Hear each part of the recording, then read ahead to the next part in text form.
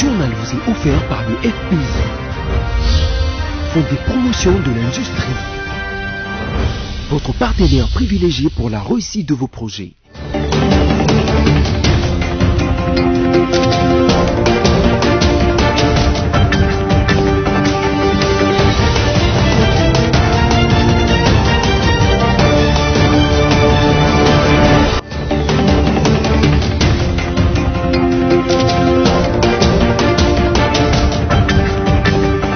Bienvenue à tous à ce nouveau numéro du journal sur BSC-TV. En voici le sommaire. Devant la presse, le président de la Commission électorale nationale indépendante a souligné que cette rencontre avec le Premier ministre s'inscrit dans le cadre des tâches assignées à son institution de rencontrer toutes les parties prenantes au processus électoral en RDC afin de mieux organiser les élections. Et puis au sujet de la nomination de membres du comité de gestion des quelques établissements de l'enseignement supérieur universitaire, la fondation Bukopé Mujumba, FBM en sigle, a tenu à fixer l'opinion tant nationale qu'internationale. Enfin, le ministre des Transports, de Communication et des Enclavements, Chéribin Okende, a désamorcé samedi dernier les travaux de réfection de la piste d'atterrissage de l'aéroport de Lodja dans le Sankourou, et ce en prévision de l'arrivée du chef de l'État dans cette province. Voilà, encore une fois de plus, bienvenue. Comme prévoyait son agenda, le chef de l'État, Félix-Antoine Tshisekedi Tshilombo, a visité le site de construction du barrage des Katende, resté en abandon depuis les exactions du groupe Kamina Nsapu. Touché par le constat amer fait sur place, le chef de l'État a pris l'engagement de relancer les travaux du barrage afin d'améliorer la desserte en eau et en électricité dans cette partie du pays. Images et commentaires.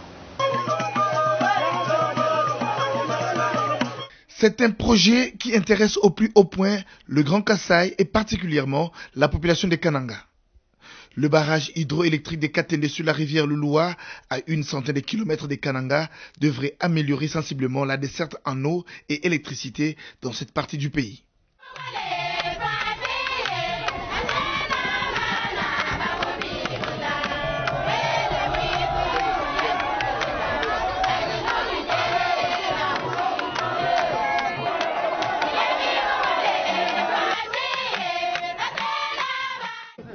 Ce projet tient à cœur le chef de l'État Félix-Antoine Tshisekedi Tshilombo, qui a réservé sa première descente de terrain pour l'année 2022 dans les territoires des Dibaya.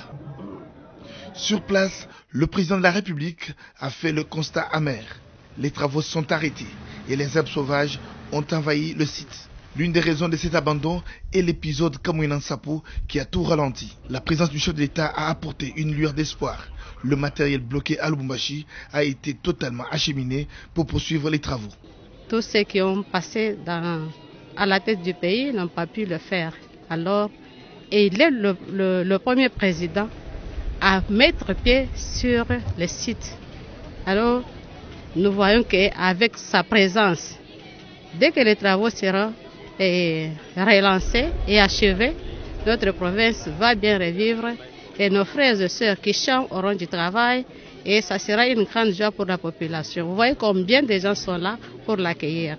Nous sommes vraiment ravis de sa présence ici sur cette terre et aussi surtout pour le relancement de ces activités de la chute. Avec une capacité de production de 114 MW, le barrage de Katende redonne espoir à tout un peuple. Le gouverneur de province intérimaire Simon Kabato-Suila a rappelé la préoccupation de la population. Bien, il y a exactement plus ou moins 10 jours, j'étais sur ce site. J'accompagnais son Excellence, Monsieur le ministre Mwenze, venu se rendre compte de ce qui a déjà été fait, dans quel état se trouve le site, et faire rapport au président de la République. En partant, il m'a dit que sa visite était pratiquement la dernière, parce que sa visite allait provoquer celle la toute dernière du président de la République, chef de l'État. Et ça nous fait plaisir que cette promesse qui nous a été faite par le ministre en charge des ressources hydrauliques et électricité, cette promesse s'accomplit par la présence parmi nous du président de la République, chef de l'État. De son côté, la SNEL attend de pied ferme la fin des travaux pour assurer le transport et la distribution des courants de Katende. Nous espérons, comme le chef de l'État prend les choses lui-même en main, par toutes les autres voies, il pourra maintenant faire aboutir le projet en main. Je crois qu'il est en train de collecter les données et il nous donnera les orientations. Nous allons l'accompagner. Aux chefs traditionnels et autres personnalités présentes, le chef de l'État a dit toute sa détermination de poursuivre ce projet jusqu'à terme.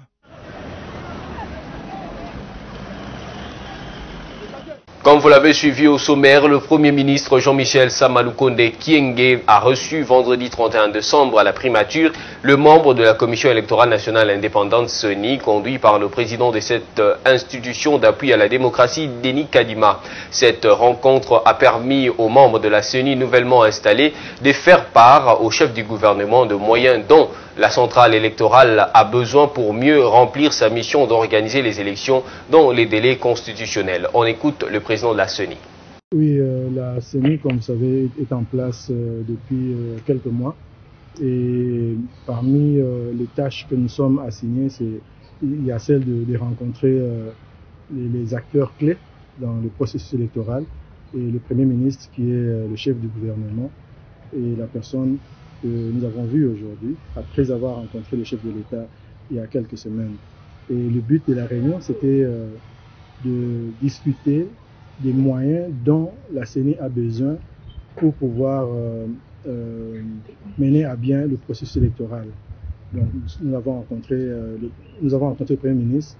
Donc, c'est dans le cadre des préparatifs des élections parce que nous comptons entamer l'année 2022 avec beaucoup d'opérations pour que les choses se fassent comme il faut, sur le plan de la qualité, sur le plan de la fiabilité et dans les délais nous impartis par la Constitution. À la population, le message est simple, il est, comme nous l'avons dit, nous avons un mandat que la nation nous a confié et ce mandat c'est d'organiser des élections dans les délais requis par la Constitution et les élections dont les résultats seront acceptés par la majorité. Donc nous nous mettons à l'œuvre, la population devra savoir que la CENI s'est déjà mis au travail. Et nous rencontrons les parties prenantes pour que chacun puisse jouer son rôle, pour que cet objectif soit atteint. Après le Premier ministre, on rencontrera d'autres parties prenantes et ça va continuer comme ça jusqu'à la tenue des élections. Et puis en prévision de l'arrivée prochaine du chef de l'État, Félix-Antoine Tshisekedi Tshilombo, dans le Sankourou, le ministre des Transports, Voies de Communication et des Enclavements, Chéribin Okende Senga, a commencé le travaux de réfection de la piste d'atterrissage de l'aéroport de Lodja. Suivez. En 24 heures seulement, l'aérodrome de Lodja connaît des changements jamais enregistrés depuis son existence. Dans le cadre de son travail de ministre des Transports, Voies des Communications et des Désenclavements, et en prévision de l'arrivée imminente du président de la République dans la province du Sankourou, Chérubin Okende a commencé la modernisation de cet espace aménagé pour l'atterrissage, le stationnement, l'entretien et le décollage habituel des aéronefs. Le ministre a installé le samedi 1er janvier 2022 l'équipe des ingénieurs civils chargés de faire le nivellement de la piste. Ainsi, la stagnation des eaux sur la piste fera désormais partie du passé et Lodja ne revivra plus des scènes comme celle-ci. Voilà. Tomber le chariot parce que moi bout. Pour vivre et comprendre la situation sur terrain, Chérubin Okende a pris le même chariot rendu célèbre dans les images qui ont fait le tour des réseaux sociaux. Le message est que nous sommes pleinement conscients de la réalité de notre aéroport. La détermination est de faire mieux. Et là, en vivant ce que nous avons vu, notamment dans les réseaux sociaux, l'ambition c'est de palper du doigt cette réalité. Donc soyez rassurés que nous sommes plus que déterminés à améliorer pas simplement Lodja, mais la situation de tous les aéroports du Congo, tel que nous l'ordonne le chef de l'État, son Excellence Félix-Antoine Tshisekedi Tshilombo. La planimétrie étant en train d'être mise en place, s'ensuivra le compactage de la piste. Le ministre des Transports, Voies de Communication et des Désenclavements a fait venir en urgence à Lodja les matériels anti-incendie mais aussi des balises mobiles. Ainsi, le chef de l'État Félix Tshisekedi pourra atterrir et décoller de Lodja les jours comme la nuit. Cette possibilité est aussi offerte à toutes les autres compagnies aériennes qui pourront optimiser leurs prestations dans les Sankourou. Donc il faut qu'on arrive à mieux organiser même le service d'assistance au sol. Tout est à reprendre et nous sommes déterminés de pouvoir le faire. L'aérodrome étant dépourvu d'électricité, le gouvernement des Warriors, par le ministre des Transports, l'a doté d'un groupe électrogène des 10 kVA. Sankourou, province au centre du pays, verra aussi la piste de l'aérodrome de Lodja être ramenée à 3500 mètres comme l'ambitionne Cherubin Okende. Notez que lors de sa descente à l'aérodrome, le ministre des Transports a été rejoint par d'autres notables du Sankourou, tels que Adolphe Onosumba, qui a plaidé pour la révision à la baisse du prix du billet d'avion Kinshasa-Lodja. Sous l'impulsion de Félix Tshisekedi, Cherubin Okende fait de l'appellation Lodja-Mputu une réalité au Sankourou.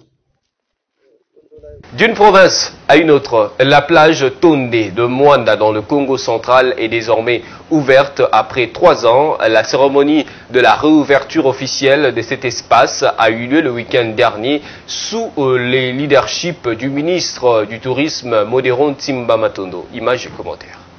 3 ans après sa fermeture suite aux incidents malheureux et a occasionné mort d'hommes, en janvier 2018, la plage Tonde de Mwanda vient de reprendre ses activités dont la cérémonie de la réouverture est présidée personnellement par le ministre de tutelle, Modéron Tsimba Matondo, en présence du gouverneur ad intérim du Congo central, Justin Luemba Makosso. Ce site à la fois touristique et récréatif situé dans la zone B du parc de mangrove, plusieurs allocutions marquent cette cérémonie. D'abord, le mot de bienvenue par l'administrateur du territoire et celui du conservateur de l'ICCN, Institut Congolais pour la conservation de la nature. Pour Justin Luemba Makosso, cette plage, créée le 2 mai 1992, a de l'importance capitale sur le développement. La plage, site touristique, n'étant pas de l'ordre d'un service public gratuit, philanthropique, il sied de souligner que c'est un service public générateur de recettes utile au développement et à l'amélioration du social de notre peuple. C'est à ce titre que j'en appelle à une gestion saine de ces sites d'intérêt général. Ces sites à caractère national constituent une plus-value dans le développement de la cité côtière de Mwanda, déclare Modéron Tsimba Matondo. Vivons notre plage comme nos frères du Brésil d'en face, d'Assini en Côte d'Ivoire. Vivons notre plage comme nos frères angolais. Nous voulons une appropriation, une fierté aux gens de Mwanda d'avoir leur plage et de les promouvoir. Ça ne suivi la visite des stands sur le parc marin de Mwanda. Satisfait, le ministre félicite le gouverneur ad intérim du Congo central pour son implication aux actions de développement, comme le veut le chef de l'État, président de la République. Quittons le Congo central pour aller cette fois-ci en Ituri afin de vous dire que les forces armées de la République démocratique du Congo intensifient les opérations de neutralisation des ADF en territoire d'Irumu. Plusieurs d'entre eux sont capturés, les armes récupérées. C'est le bilan de ces offensives sur l'axe Komanda-Luna situé à 80 km de Bunia, chef-lieu de cette province. Reportage. Les taux se resserrent davantage autour de groupes armés en Ituri suite à la puissance de feu de forces loyalistes. Lors d'une offensive menée par les forces armées de la République démocratique du Congo sur l'axe Komanda-Luna au sud d'Irumu en Ituri, 10 membres de groupes armés Mai Mai, FPIC et ADF MTM ont été capturés, des armes AK-47 récupérées ainsi que plusieurs bombes artisanales détruites. Cet exploit de l'armée congolaise est le fruit de l'exécution sans faille des instructions du commandant des opérations militaires en Ituri, le lieutenant-général Luboya Kashama Djuni. Les opérations menées dans la région par le vaillant militaire sous commandement du général Mugisa permettent la stabilisation de la zone et la sécurisation de grandes agglomérations. Pour assurer la population iturienne du retour de la paix dans cette partie de la province, le général Mugisa a organisé un voyage avec la presse nationale et locale. Oui, contre commandant sur place, vraiment pesali. Parce que nous sommes à côté de na commande. Il va payer les monnaies de sa pièce. Pour ngana lobi bongo. Mokolo commanda ikwei, mokolo wana ngana sengi abado na kokende ko senga na mokozi mboka na longo na musala soda. Parce que toko sala musala jusqu'au sacrifice suprême. Jusqu'au péril de notre vie. Jamais tu posséder mboka za mboka na biso.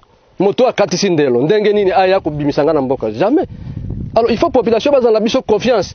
Après la reprise de certaines localités, les usagers de la route nationale numéro 4 ont salué le travail des titans abattus par le service de défense.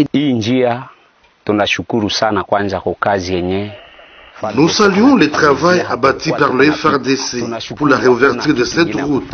Ces jours-ci, il s'observe une accalmie dans la région. Notre souhait est de rentrer chez nous.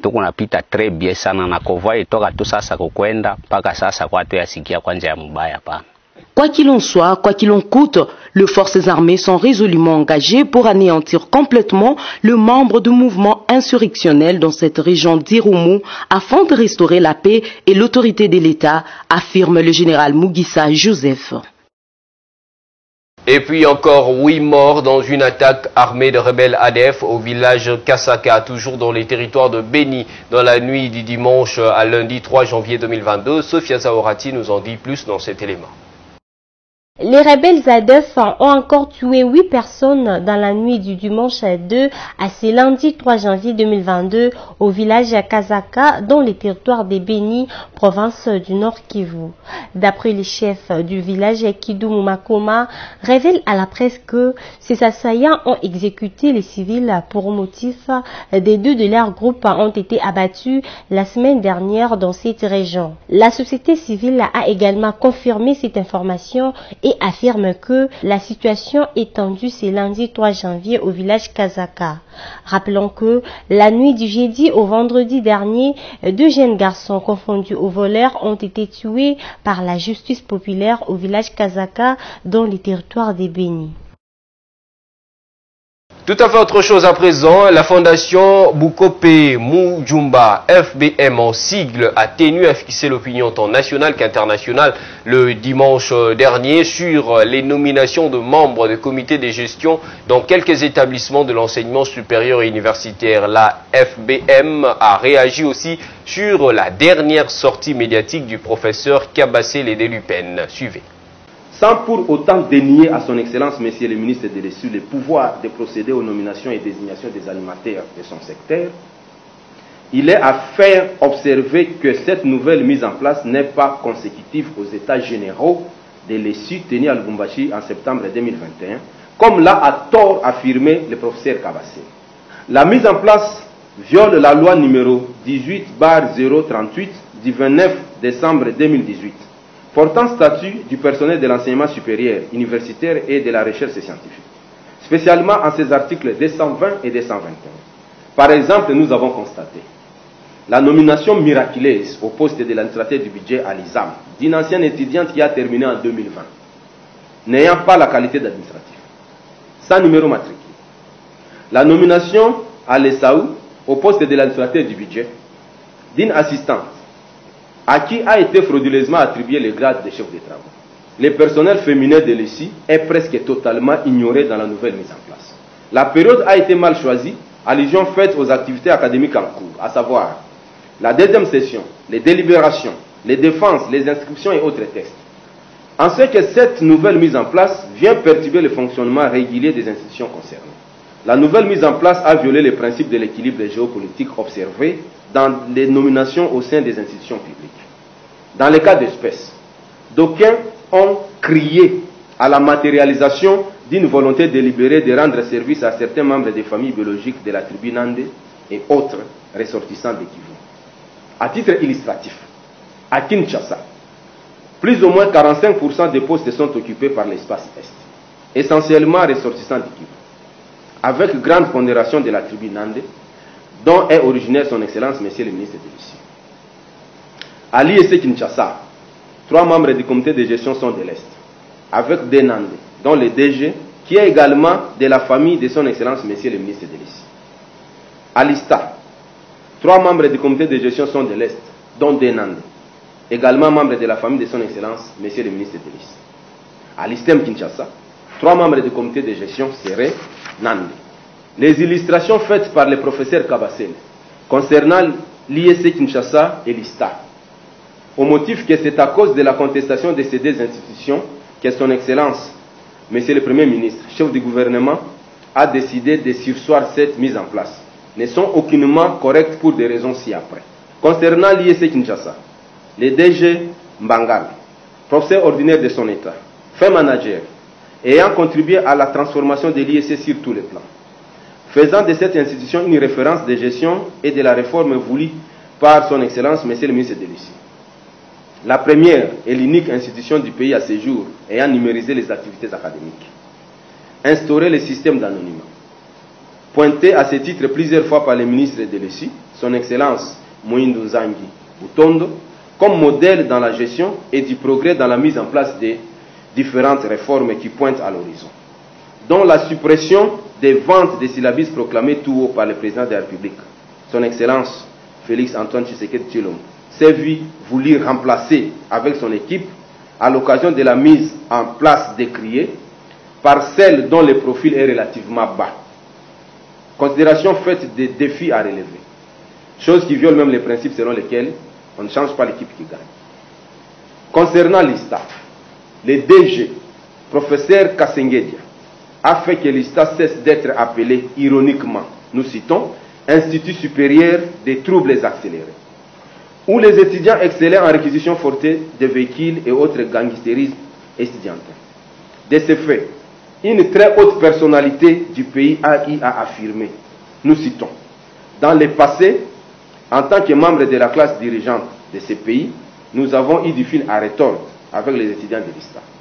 Depuis l'avènement du DG Kassengedia, qui a apporté une touche appréciable, l'ISTA est aujourd'hui respectée. Il faut être de mauvaise foi pour ne pas les reconnaître. De tout ce qui précède, contrairement à la position prise par le professeur Kabassele dans sa sortie médiatique, la FBM relève ce qui suit. 1. Le ministre de l'Issu fait une mauvaise application des résolutions des États généraux. Il confond la rapidité et la précipitation. En effet, la résolution portant arrimage au système LMD est salutaire. Mais dans son application, le ministre va vite en besoin. Car vouloir démarrer le LMD en 2021-2022, soit à moins d'une semaine de la rentrée académique, est tout simplement suicidaire. On peut instaurer un système comme celui-là en 2 mois comme il envisage de le faire. Les curriculums, c'est-à-dire programmes de cours, ne sont pas encore prêts. Aucun texte réglementaire sur les unités d'enseignement, la capitalisation des crédits, voire les systèmes d'évaluation n'est pas encore élaboré. Aucune préparation à la nouvelle gouvernance LMD pour les chefs d'établissement, pour les enseignants et pour les étudiants n'est encore envisagée. Même les conseils d'administration de l'ESU sont sceptiques à la brutalité avec laquelle son Excellence, Monsieur le ministre de l'ESU, veut introduire le système LMD. Malheureusement, il n'écoute personne si ce n'est que lui-même. Il doit être recadré pour sauver l'ESU. L'arrêté ministériel portant désignation et nomination des membres du comité de gestion de quelques établissements de l'enseignement supérieur universitaire, province au Katanga, Lualaba, ville de Kinshasa en RDC, n'a pas été pris de manière consensuelle avec toutes les parties prenantes, chose qui est à la base des agitations dans les milieux étudiantins, ayant conduit à la décision salvatrice du Monsieur le Premier ministre, son Excellence Jean-Michel Sama Lukonde Kyenge, de surseoir à son exécution. Les réformes voulues par son Excellence, les ministres de l'ESU doivent l'être avec les acteurs expérimentés en la matière, gage de la réussite, et non avec des novices, car, dit-on, on ne règle pas des problèmes en y apprenant. Ainsi fait à Kinshasa, le 31 décembre 2021, pour la FBM Boukope Manjumba Mikael, fondateur. Nous vous remercions. Et puis les activités de l'année 2022 ont été officiellement lancées le week-end dernier à l'hôtel Bella Rosa à Kinshasa. C'était dans une cérémonie de change de vœux que les agents et cadres de cet établissement hôtelier ont convenu de s'investir encore plus pour l'amélioration de leurs services. Les détails, c'est dans cet élément. L'an 2022 se veut pour plus d'un une année d'amour, de joie, de succès et de grâce. C'est dans cette optique qu'il s'est tenu la journée du dimanche 2 janvier 2022 à l'hôtel Bella Rosa dans un climat de convivialité et une ambiance bon enfant, un échange de vœux entre employés et certains clients. Le tout dans le but de raffermir les liens professionnels et de se souhaiter mutuellement les meilleures choses pour cette année qui commence, mais aussi enterrer la hache de guerre si et seulement si il y a eu conflit, comme pour dire l'occasion de laver les linges sales en famille, comme nous le confirme ici un des responsables de cet établissement hôtelier. Vous demandez à tous les cadres de Bella Rosa de vous faire pas seulement d'amis, de frères et sœurs. Ça veut dire que faites une complémentarité dans tout ce que vous faites. Lorsque vous connaissez quelque chose, ne gardez pas, n'allez pas dire ça extrêmement. Il faut le dire à ton ami, à ton projet qui est à côté de toi, de manière que ces cadres ici soient comme chez toi. Lorsque tout le monde va prendre cette conscience-là, je pense que demain encore nous parlerons autrement de Bella Rosa. Donc vraiment que ça c'est que l'année prochaine, même date ou avant ou après, lorsque nous allons nous rencontrer, que chacun aussi, membre de Bella Rosa, puisse avoir un temps de faire ce bilan. De dire que j'étais à Bella Rosa telle année, tel jour, ce que moi j'ai apporté comme pierre, c'est ça. À ce moment-là, on va applaudir. Pour joindre l'utile à l'agréable, un repas de famille a été partagé entre les agents et cadres de Bella Rosa avant de lancer officiellement les activités de 2022. Notez que Bella Rosa est un établissement hôtelier situé au quartier Mouchi au numéro 109 de la route CPA dans la commune de Mongafula à Kinshasa, référence de mouton de pompage, avec un restaurant VIP, des chambres de luxe et confortables, ainsi que son bar. Vous avez un cadre reposant pour vous ressourcer. Mesdames, Messieurs, à présent la revue de presse.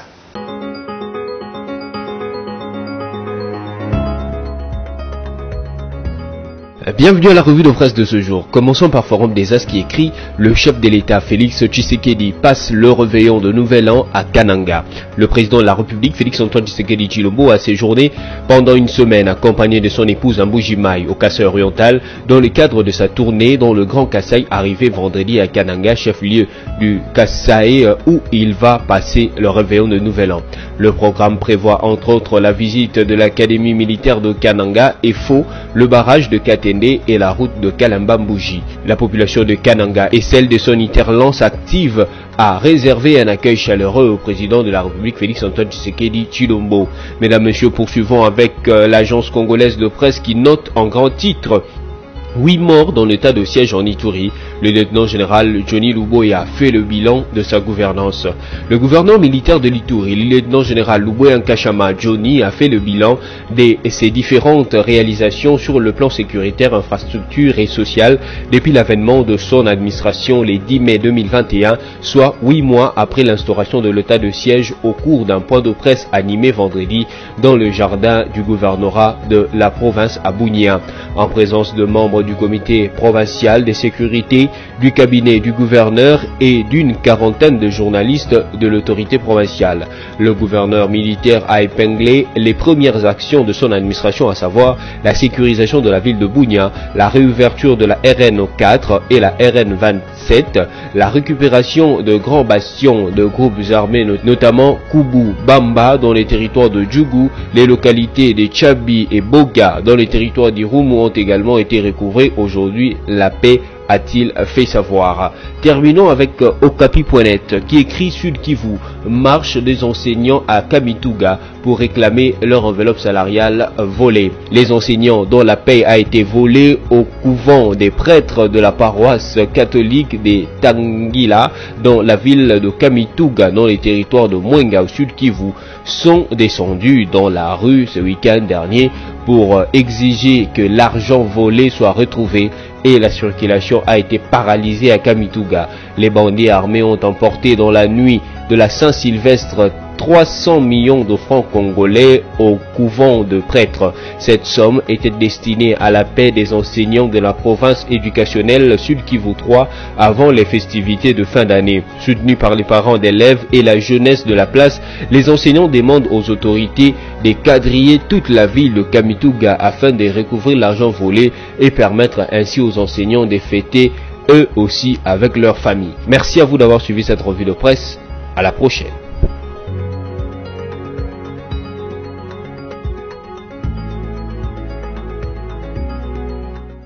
Merci à vous d'avoir suivi avec beaucoup d'intérêt cette revue de presse. Si vous nous avez pris en cours des diffusions, voici l'essentiel de titres à retenir. Devant la presse, le président de la Commission électorale nationale indépendante a souligné que cette rencontre avec le Premier ministre s'inscrit dans le cadre des tâches assignées à son institution de rencontrer toutes les parties prenantes au processus électoral en RDC afin de mieux organiser les élections. Et puis au sujet de la nomination de membres du comité de gestion des quelques établissements de l'enseignement supérieur universitaire, la fondation Boukope Mujumba, FBM en sigle, a tenu à fixer l'opinion tant nationale qu'internationale. Enfin, le ministre de Transport, de Communication et des Enclavements, Chéribin Okende, a désamorcé samedi dernier les travaux de réfection de la piste d'atterrissage de l'aéroport de Lodja dans le Sankourou, et ce en prévision de l'arrivée du chef de l'État dans cette province. C'est par ici que s'achève ce journal sur BSC-TV. Merci de la fidélité. Restez fidèles au programme de BSC-TV. On se retrouve la fois prochaine, toujours avec le même plaisir. Au revoir.